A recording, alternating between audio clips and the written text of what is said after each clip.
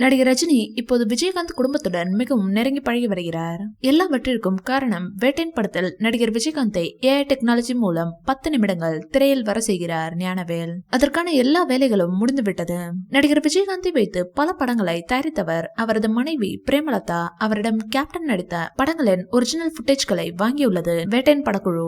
இந்த பழக்க வழக்கத்தின் மூலம் நடிகர் ரஜினி மற்றும் விஜயகாந்த் குடும்பத்திற்கு நல்ல ஒரு புரிதல் ஏற்பட்டுள்ளது.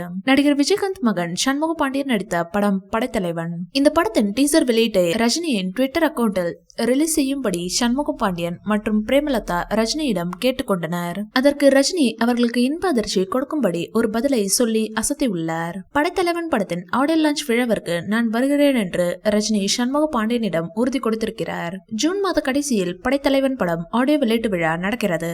இதற்கு வரும் முக்கியமான விருந்தாளி நடிகர் ரஜினி தான். ஏற்கனவே ராகவா லாரன்ஸ் படைத்தலைவன் படத்தில் கெஸ்ட் ரோல் நடிப்பதாக வாக்குறுதி கொடுத்து அதை நிறைவேற்றியுள்ளார். இப்போது லாரன்ஸை விட ஒரு படி மேலே சென்று விட்டார் ரஜினி. இந்த வீடியோ பிடிச்சிருந்தா லைக் பண்ணுங்க, ஷேர் பண்ணுங்க. மேலும் ரஜினி சார் பற்றிய தகவல்களுக்கு எங்க சேனலை சப்ஸ்கிரைப் பண்ணுங்க.